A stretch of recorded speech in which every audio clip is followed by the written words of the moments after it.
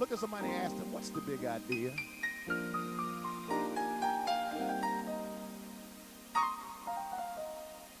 What's the big idea? Amen. Take your seats in the presence of the Lord. When you understand the scope of, thank you, sir, that's perfect, the book of Deuteronomy. Did I say that wrong? I always do. Oh, well. Y'all know what I'm talking about. Deuteronomy. Okay. The book is peculiar because the scenario,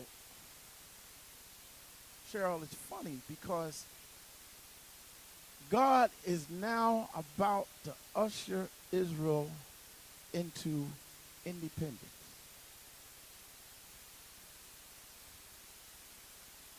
Independence. They are about 30 days away from crossing over Jordan and going into the promised land.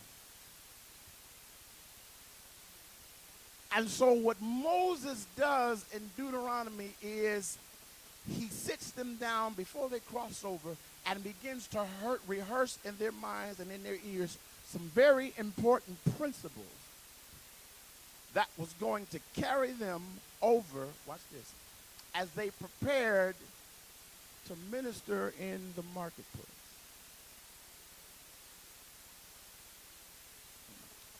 And you know, for the last 3 or 4 weeks, I have taught and preached about marketplace ministry, about how you have the ability to go into the world's marketplace and operate effectively without being affected by their spirit or their doctrine, even though you understand their language and their culture. How many remember that? Right. It shows up first in Daniel chapter 1 where he says to them, he says, I need you to find me some guys who we can teach our language and our culture to. Just a little brief review. And they called Daniel and the Hebrew boys, and they said to them, we want you to learn our language and our culture. And Daniel and the Hebrew boys said, fine, we will learn your language and your culture, but we don't want to eat your meat, your doctrine, or your wine, your spirit. Okay, is it coming back to you now? Good. The crux of the matter was God was positioning Israel just like he is positioning us, my God, to advance in the world, but living by a different set of ethics and morality that the world does not understand.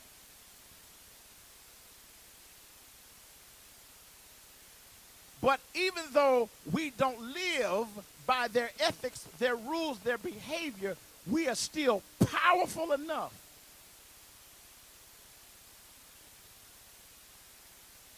all right, God, I'll tell them. I don't know who this is for, but God said for me to tell somebody, you cannot compromise your way to the top.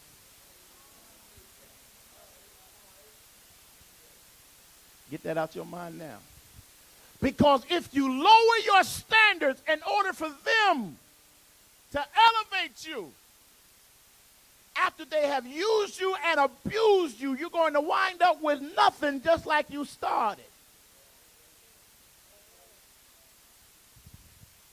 Okay, that was free, man. Let me get back to them. And so Israel was in a peculiar place because now Moses begins to rehearse their history. And then he begins to rehearse their background. They had a story of survival, and I don't like the word because survival gives a connotation that you limp in and you're bleeding and your nose is busted. But that was not the case here. When they walked in as a strong, powerful nation. Thank you, Pastor. You got me. If I can get everybody else on that page now. They made it. I need to say that again. They made it. Here was the story of their lives. They made it. You got it. It's coming. Through circumstances and situations that statistics said they should not have made it through. Come on, it's getting it. But they made it. The story starts in Exodus chapter 1 when at the behest of Joseph, he said, everybody come on in. Joseph had already been successful in the marketplace. He had already proven to the Egyptians that there's another way to do business. You feel me, Keita? And so he invites them down there, and they get down there, and they're doing fine, and they're growing, and they're excelling, oh my, much to the chagrin of a Pharaoh that did not know Joseph. And so the text is clear, Kiyomi, that there arose a Pharaoh who knew not Joseph. And because, Uncle Ted, of their prosperity and the way they were operating in the marketplace and the way they were successful and the way that they were prosperous, he begins to heap on the nation of Israel an abusive behavior.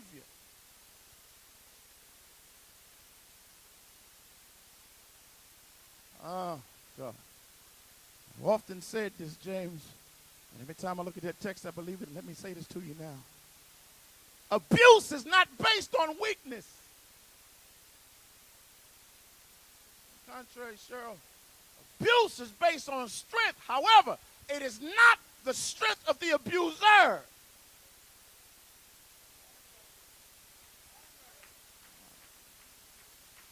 It is the strength of the abusee.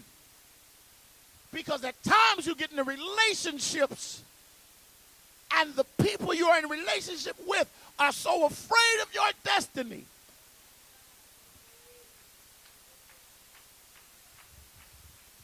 They are so afraid of where you're going. Now, it's ironic. They know where you're going. But they hope you don't find out where you're going. And so in an effort to dupe you and to hoodwink you and to bamboozle you out of your rightful heritage. You missed that one right there. You missed that one.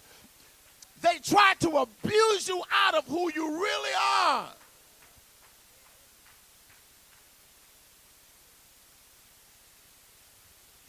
There was a song many years ago, yes, it was an R&B song by a guy named Steve Arrington. And he had the song, and it's still one of my favorites because of the lyrics. You probably remember this, Lynn. He said, nobody can be you but you. Oh, God, I don't know why y'all so quiet.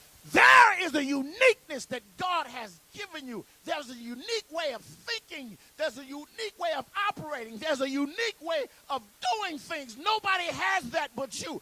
Nobody is you but you. Nobody can do the things that you do the way you do it.